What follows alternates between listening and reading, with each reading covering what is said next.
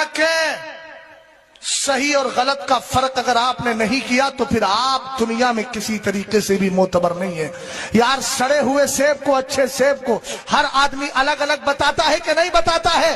کسی نے مجھ سے پوچھا تھا وہابی اور سنیوں میں فرق کیا ہے؟ میں نے کہا جو نبی کو زندہ مانتا ہے وہ سنی ہوا کرتا ہے، جو نبی علیہ السلام کو مردہ کہتا ہے وہ وہابی ہوا کرتا ہے، جو کہتا ہے نبی علیہ السلام سے وصال کے بعد مدد مانگی جا سکتی ہے وہ سنی ہے، اور جو یہ کہے مر کر مٹی میں گئے معاذ اللہ ان سے مدد نہیں مانگی جا سکتی وہ وہابی ہے۔ اب میں آپ سے پوچھنا چاہتا ہوں، ذرا سینے پہ ہاتھ رکھ کے بتائیے گا اگر آپ کو باپ سے سچی محبت ہے، بھائی بات نہ کریں، میری بات کو دھیان سے سنیں، اگر سچی بات بولنے کا آپ کے اندر مزاج ہے تو پھر ایک بات سنیے گا، یہ جناب بیٹھے ہوئے ہیں، ان کا ایک شخص ایسا ہے جو ان کے باپ کو گالیاں دیتا ہے، اور ایک ایسا ہے جو ان کے باپ سے محبت بھری باتیں کرتا ہے، ان سے پیار کرتا ہے۔ بتاؤ آپ سے پوچھ رہا ہوں، آپ دونوں کو برابر سمجھو گے؟ اونچا بولو، دونوں کو برابر سمجھو گے؟ ہرگز نہیں سمجھو گے۔ میں نے کہا جب باپ کے غدار و وفادار کو برابر نہیں سمجھا جا سکتا تو سرکار علیہ السلام کے غدار اور وفادار کو برابر کیسے سمجھتے ہو؟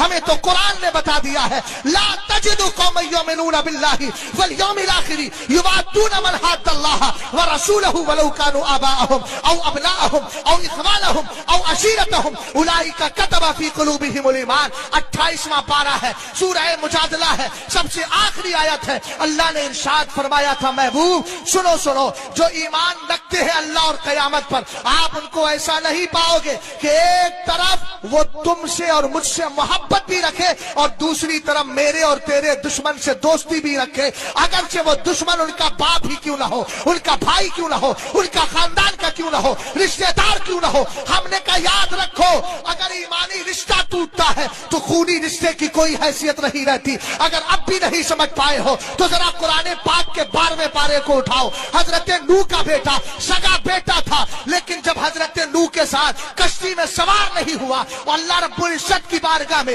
آپ نے اس کے لیے دعا کی، قرآن نے کہا انہ لیس من اہلک، وہ تیرے گھر والوں میں سے ہے ہی نہیں۔ ہم نے کہا بیٹا ان کا تھا، لیکن رب نے منع فرما دیا۔ اس سے سمجھ میں آ گیا ایمانی رشتہ جب تک زندہ رہتا ہے تبھی تک خونی رشتہ باقی رہا کرتا ہے، اور جس دن ایمانی رشتہ ٹوٹ جاتا ہے خونی رشتے کی کوئی حیثیت نہیں ہے۔